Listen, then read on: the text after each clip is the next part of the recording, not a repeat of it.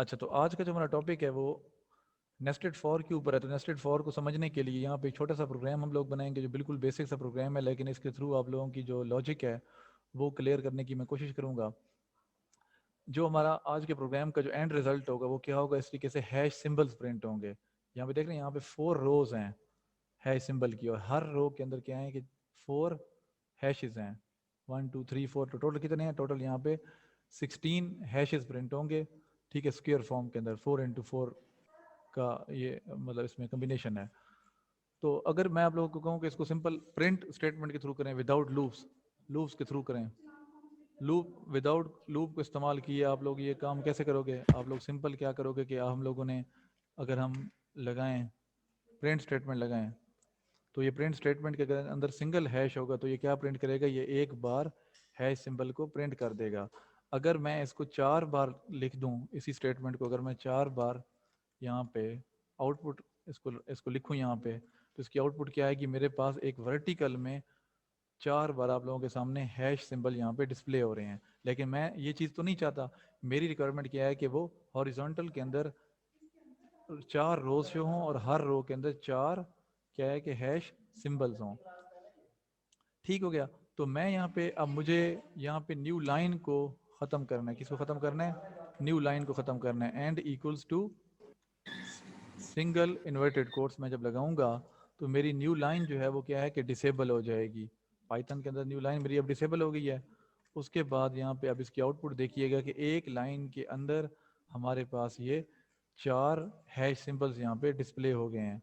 ठीक हो गया। तो यहाँ पे अब हमें क्या चाहिए? अब देखिए, खुद सोचना है, प्रोग्रामिंग बेसिकली लॉजिक है। अब लॉजिक हमने बनानी है। अब यहाँ पे मुझे क्योंकि मजीद रोज चाहिए, मुझे मजीद फर्दर 3 रोज चाहिए जिसके अंदर 4 हैश सिंबल्स क्या है कि प्रिंट होने चाहिए। तो आप लोग अगर प्रिंट के थ्रू करेंगे तो क्या है कि मुझे ये 4 रोज बार बार लिखनी पड़ेंगी। देखिए, मैं अब ये 4 रोज क्या है कि बार बार लिख रहा हूँ, बार बार 4 रोज मैंने यहाँ पे लिखना शुरू कर दी। 4 रोज मैंने यहाँ पे बार बार लिखूंगा। ये अब देखिए इसकी आउटपुट क्या आएगी। हालांकि ये कोई वैलिड बात नहीं है।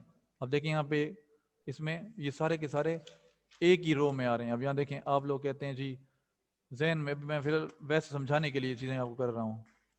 ठीक है, प्रिंट की यहाँ लगा दी, ये अब न्यू लाइन प्रिंट कर देगा। इस 4 के बाद फिर की लगा दी, फिर उसके बाद इस 4 के बाद मैंने यहाँ पे न्यू लाइन के लिए प्रिंट की कमांड लगा दी। अब यहाँ पे इसकी आउटपुट देखिएगा क्या आएगी मेरे पास। ये देखें, वो क्या है कि 4 टाइम्स यहाँ पे मेरे पास ये प्रिंट हो रहा है। अब यही काम देखिए कितनी ज़्यादा स्टेटमेंट से हमने किया है। अब यही काम लूप की मदद से बहुत आसानी के साथ किया जा सकता है। वो हम कैसे करेंगे? अब देखिएगा, मैं सिंपल पहले यहाँ पे क्या करता हूँ, इसको मैंने 1 टैब प्रेस किया, क्योंकि इंडेंटेशन आपको पता है पाइथन के अंदर बहुत मैटर करती है। फॉर आई इन रेंज, ठीक है, आई इन रेंज, रेंज के अंदर मैंने क्या लिखा? 4। 4 क्यों लिखा? क्योंकि आपको पता है लास्ट टाइम बताया था कि जो रेंज का फंक्शन है वो क्या है कि लेस देन 1 टाइम चलता है। लेस देन 1 टाइम मीन्स क्या? अब 4 का मतलब ये कि 0 से लेके ये 3 तक चलेगा। 0 से लेके 3 तक, 0 से, या इसको ये भी आप कह सकते हैं 0 से लेके लेस देन 4 तक, विच इज इक्वल टू 3। तो मतलब टोटल कितने बार चलेगा? ये टोटल चलेगा, it will run for 0 1 0 time, 1 time, 2 time, 3 time and for the 4 time. ठीक है, टोटल ये 4 बार चलेगा। लेकिन कहाँ से लेके कहाँ तक चलेगा? 0 से लेके 3 तक चलेगा। 0 से लेके 3 तक ये टोटल 4 बार टोटल ये एग्जीक्यूट होगा। समझ आ गई? लूप कितने बार चलेगा? टोटल ये 4 बार चलेगा, लेकिन 0 से लेके 3 तक चलेगा। ठीक हो गया। यहाँ पे मैंने साथ में हैश सिंबल लगाया। ये अब लाइन से आगे जो चीज़ लिखी हुई है कमेंट में आ जाती है। पाइथन में हैश हैश का जो साइन है हम वो कमेंट के लिए इस्तेमाल करते हैं। ठीक हो गया। तो चलें अब इसको आगे चलते हैं। अब इसकी पहले आउटपुट देख लेते हैं। आउटपुट इस लाइन की क्या आती है फिलहाल, इस कोड की जो भी हमने लिखा है यहाँ पे। अब मैं अगर इसको आउटपुट यहाँ में प्रिंट कराने की कोशिश करता हूँ तो ये 4 टाइम्स एक ही रो के अंदर, एक ही रो के अंदर देखिएगा 4 टाइम यहाँ पे प्रिंट करेगा। देख रहे हैं 1 2 3 4। यहाँ तक पॉइंट क्लियर है? यहाँ तक यस सर। ठीक है। अब देखिए, अब हमें अगला काम क्या करना। हमने तो बेसिकली हमें तो 4 रोज चाहिए ना। हमें क्या चाहिए? हमें 4 रोज चाहिए। अब ये जो लूप है, ये वाला लूप ये तो 4 हैश सिंबल्स को एक ही रो के अंदर प्रिंट कर रहा है। देखें एक ही रो के अंदर, ये समझ लें कॉलम है, ये कॉलम 1 है, ये कॉलम 1, ये कॉलम 2, ये कॉलम 3, ये कॉलम 4। इसने 4 कॉलम बेसिकली प्रिंट किए हैं। जो इंटरनल लूप है हमारा ये वाला, इसने 4 कॉलम प्रिंट किए हैं। ठीक है, हर एक कॉलम क्या है, हैश सिंबल है। अब यहाँ बच्चे गौर कीजिएगा कि अब हमें यहाँ करना क्या चाहिए। अब हम यहाँ पे क्या करेंगे, हम यहाँ पे सिंपली एक और फॉर लगा देंगे। इसको हमने टैब कर दिया, हमने यहाँ पे इंडेंट करने के बाद अब हम यहाँ पे एक और, उसको हमने जे का नाम दिया, जे इन रेंज, वो भी 4 बार चलना चाहिए फॉर इन रेंज। अब देखिएगा इसकी आउटपुट क्या आएगी। रिक्वायर्ड आउटपुट अभी नहीं आएगी, ठीक है, जो आप लोग सोच रहे हैं वो भी इसमें नहीं आनी। अच्छा, यहाँ पे अब इसको हमने प्रिंट किया तो एक ही लाइन के अंदर उसने 16 प्रिंट कर दिया। क्या किया, एक ही लाइन के अंदर उसने, ये देखें 4 4 4 8 8 4 12 और 4 16, उसने 16 हैशेस एक ही लाइन के अंदर प्रिंट कर दिए। लेकिन हमें तो इनको नेक्स्ट लाइन पे लेके जाना है।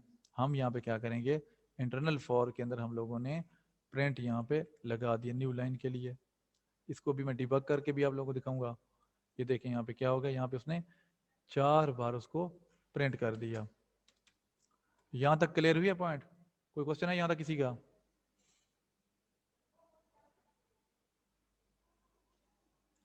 चलें इसको अब हम यहाँ पे डिबग मोड में, डिबग मोड का सुना है कभी किसी ने? डिबग मोड क्या होता है? C++ के अंदर फर्स्ट सेमेस्टर के अंदर आप लोगों ने पढ़ा होगा शायद। डिबगर का सर क्या एरर करता है? फाइंड एरर फाइंड कैसे करता है? एरर फाइंड वो ऐसे करता है कि हम लोग डिबग मोड जिस वक्त ऑन कर देते हैं, डिबगर को ऑन करते हैं, तो हमें हर स्टेटमेंट बाय स्टेटमेंट हमारे वेरिएबल्स की वैल्यूज हमें पता चल रही होती हैं कि किस लाइन पे हमारे वेरिएबल की वैल्यू क्या है। फिर हम एरर को ईजिली हम लोग फाइंड आउट कर सकते हैं डिबगिंग के थ्रू। अब देखिए कि यहाँ आप लोगों को मैं डिबगिंग भी करके दिखा देता हूँ। इससे पहले आप लोगों ने शायद डिबगिंग अपने अभी तक नहीं देखी, पढ़ा है आप लोगों ने किताबों के अंदर, लेकिन आप लोगों को उस बारे में पता नहीं है। यहाँ मैंने एक यहाँ पे क्या है कि वॉच पॉइंट यहाँ पे मैंने प्लेस कर दी, इसको हम वॉच पॉइंट कहते हैं, ये डिबग पॉइंट भी इसको हम लोग बोलते हैं। अब यहाँ से हमारी एग्जीक्यूशन स्टार्ट हो जाएगी और वो स्टेप बाय स्टेप साथ साथ आप लोगों को एग्जीक्यूशन शो हो रही होगी। एक तो एग्जीक्यूशन अभी फौरन ही आप लोगों के सामने प्रिंट होके आ गई थी ना डायरेक्टली, लेकिन अब डायरेक्टली प्रिंट नहीं होगी, 1 बाय 1 प्रिंट होगी कि एक्चुअल में कैसे एग्जीक्यूशन हो रही है। यहाँ से मैंने डिबग फॉर लूप पे क्या, रन फॉर लूप पे मैं क्लिक नहीं कर रहा, डिबग फॉर लूप पे क्लिक कर रहा हूँ। डिबगर अब स्टार्ट हो रहा है, डिबगर अब स्टार्ट हो गया। डिबगर अब क्या करेगा, हम कंसोल में गए और यहाँ से स्टेप इनटू माय कोड। अब ये देखिए लाइन आपकी कहाँ पे, फर्स्ट, ये हमारा आउटर लूप है और ये हमारा इनर लूप है, क्योंकि कंट्रोल हमारा इस वक्त कहाँ पे है, आउटर लूप पे। अब जे की वैल्यू आपको शो करेगा जब मैं इस पर क्लिक करूंगा। अब जे की फर्स्ट टाइम वैल्यू क्या है, कोई बता सकते हैं यहाँ पे? कोई स्टूडेंट आप में से? चले मैं ही पूछ लेता हूँ, आप में से कौन बताएगा? 0 सर। हाँ 0, ठीक हो गया। किसने बताया? नदीम। ठीक है, Yes. शाबाश, गुड, अच्छी बात है। तो ये हमारे पास अब जे की वैल्यू देखिएगा, यहाँ पे मैं जब क्लिक करूँगा स्टेप इनटू माय कोड, तो जे की वैल्यू देखें साथ साथ डिबग हो रहा है, क्योंकि ना आपको साथ साथ वो बता रहा है जे की वैल्यू क्या है। जब जे की वैल्यू 0 होगी तो कंट्रोल अब इस इनर लूप के अंदर आ गया है, इस लूप के अंदर आ गया। अब यहाँ पे आई की वैल्यू क्या होगी, आई की वैल्यू स्टार्ट में क्या है, 0 है, स्टेप इनटू, ठीक है, आई की वैल्यू 0, जब आई की वैल्यू 0 है, अब यहाँ पे कंडीशन चेक हो रही है, फॉर आई 0, 0 इन रेंज 4, क्या 0 इस रेंज 4 के अंदर लोकेट करता है या नहीं करता? अगर लोकेट करता है तो कंट्रोल फिर अंदर इस स्टेटमेंट पे जाएगा। ठीक हो गया, क्लिक किया, अब कंट्रोल को अब इस स्टेटमेंट के ऊपर आया, देखिए उसने एक सिंबल उसने प्रिंट कर दी, नजर आ रहा है आप लोगों को यहाँ पे, एक सिंबल उसने यहाँ पे प्रिंट कर दिया। देन वो क्या है, दोबारा वापस इनर लूप के ऊपर गया। अब वो बाहर वाली लूप पे अभी नहीं जाएगा, क्योंकि अभी इसकी आइट्रेशंस पूरी नहीं हुई। ये इनर लूप से आउटर लूप पे तब जाएगा जिस वक्त यहाँ पे जो आई की वैल्यू है वो इस रेंज ऑफ मतलब 4 से इंक्रीज होना शुरू हो जाएगी। जिस वक्त वो इस इंक्रीज होगी तब वो लूप, ये वाला अंदर वाला लूप ब्रेक हो जाएगा और कंट्रोल आप लोगों का बाहर चला जाएगा। दोबारा अंदर आया, आई की वैल्यू 1 है, 1 इन रेंज 4 है, बिल्कुल कंट्रोल अंदर आ गया, अंदर उसने आके दोबारा प्रिंट कर दिया। फिर आई की वैल्यू प्लस प्लस हुई 2 हो गया, कंट्रोल अंदर आया, फिर उसने थर्ड प्रिंट कर दिया। फिर आई की वैल्यू 3 हुई। अब यहाँ पे पॉइंट नोट करना है, आई की वैल्यू 3 हो गई है, ठीक है, कंट्रोल अंदर आया और उसने प्रिंट कर दिया। अब देखें, अब आई की वैल्यू क्या है, 3 है। तो मैंने आप लोगों को बताया था ये जो रेंज का फंक्शन है लेस देन 1 चलेगा, मतलब एक बार कम चलना है इसने। 4 का मतलब ये है कि इसने 3 तक चलना है। अब यहाँ पे देखें आई की वैल्यू क्या है 3, 3 इन रेंज 4, तो यहाँ पे स्टेटमेंट ये वाली क्या है कि फॉल्स हो जाएगी। तो कंट्रोल कहाँ जाएगा, कंट्रोल डायरेक्ट इस लूप के यहाँ पे बाहर आ जाएगा, प्रिंट पे आ जाएगा इस स्टेटमेंट पे। जब प्रिंट पे आएगा तो वो कंट्रोल को नेक्स्ट लाइन पे ले जाएगा, एंटर की पे ले जाएगा। जब एंटर की पे लेके जाएगा तो क्या होगा कि अब उसने वापस यहाँ पे ऊपर आना है। अब दोबारा मैं इसको प्रेस करता हूँ, अब ऊपर आ गया। अब जे की वैल्यू यहाँ से प्लस प्लस हो गई, जे 1 हो गया। अब अंदर आया, जे की वैल्यू 0 थी, 0 कर दी क्योंकि अब नई इटरेशन स्टार्ट हो गई है। फिर वो उसी तरीके से प्रिंट करेगा 1, फिर 2, इसी तरीके से ये डिबग मोड इसका क्या है कि काम करता आ रहा है। ठीक हो गया। तो अभी 4 टाइम्स पूरा इसने प्रिंट कर दिया। आप देखें एट द एंड क्या है, आई की वैल्यू भी 3 है और जे की वैल्यू भी 3 है लास्ट इटरेशन के ऊपर। ठीक हो गया। तो हमारे पास इस तरीके से डिबग मोड ये काम करता है। अब इसी को अब मैं चेंज करने लगा हूँ। ये जो यहाँ पे स्क्वायर फॉर्म में थे, इसको अब मैं किसी और फॉर्म में डिस्प्ले करके आप लोगों को दिखाता हूँ। अब देखिए कि यहाँ पे मैं फर्ज कर लें, मैं ये कहता हूँ आई इन जे, अब इसकी आउटपुट क्या आएगी, आई इन जे। अब पहली लाइन के अंदर इसको प्लस जे प्लस 1 कर दिया मैंने कि आई तो जे तो फर्स्ट में 0 ही है, तो 0 का तो फिर मतलब ही नहीं है। तो यहाँ पे इसको मैंने जब किया तो आउटपुट इसकी क्या आप लोगों के पास आएगी, आउटपुट इसकी आप लोगों के पास कुछ इस तरह से आएगी। देख रहे हैं यहाँ पे। अब क्या है, क्योंकि जो आउटर लूप है हमारे पास, जो आउटर लूप का काम क्या है, उसने रोज प्रिंट करानी। क्या प्रिंट करानी है, रोज। रो क्या है, हॉरिजॉन्टल, इस तरीके से हॉरिजॉन्टल 4 रोज। ठीक है, उसने 4 रोज प्रिंट करानी है। अब पहली रो उसने प्रिंट कराई फॉर जे इन रेंज 4। ठीक है, पहली रो में क्या है, एक हैश। यहाँ पे एक हैश कैसे आया है, एक हैश बच्चे ऐसे आया है कि यहाँ पे आई की वैल्यू क्या है 0, 0 इन रेंज, 0 इन रेंज 1। यहाँ पे j प्लस 1 में लिखे, j का मतलब क्या है, j में क्या है, j में क्या है 0, 0 प्लस 1 1, 0 इन 1, 0 इन 1 बिल्कुल होता है रेंज में, 0 1 से छोटा है। अंदर आया, उसने एक सिंबल उसने प्रिंट कर दिया, प्रिंट किया, वापस ऊपर गया।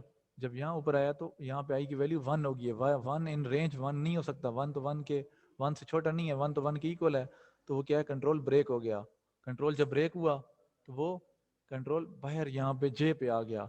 जे की वैल्यू क्या हुई, 1 हो गई। 1 प्लस 1 यहाँ पे 2 आ गया, आई इन 2। तो अब ये 2 बार चलेगा तो 2 प्रिंट करेगा, फिर अगली बार 3, फिर अगली बार 4। इस तरीके से हमारे पास क्या है कि ये कंट्रोल काम करता रहेगा। तो ये हमारा क्या था कि यहाँ पे नेस्टेड फॉर कुछ इस तरीके से काम करता है। नेस्टेड फॉर में जो मेन थीम है वो ये है कि हमारे पास अंदर वाला लूप जिस वक्त चल जाएगा, अंदर वाला लूप जिस वक्त अपनी आइट्रेशंस कंप्लीट कर लेगा, देन कंट्रोल बाहर वाले लूप के पास जाएगा। अब यहाँ पे बाहर वाले लूप ने भी 4 बार चलना है और अंदर वाले लूप ने भी 4 बार चलना है। अब जब जे की वैल्यू 1 होगी, कंट्रोल अंदर आएगा तो अंदर वाला लूप पूरे 4 बार चल जाएगा, देन कंट्रोल बाहर जाएगा। फिर उसके बाद बाहर वाले लूप की वैल्यू इंक्रीमेंट होगी, फिर कंट्रोल अंदर आएगा, फिर ये 4 बार दोबारा चलेगा। तो इसी तरीके से कंट्रोल क्या है, ये शिफ्ट होता रहेगा। तो यहाँ तक किसी का कोई क्वेश्चन है, यहाँ तक कोई किसी का क्वेश्चन है तो अगर पूछ लें।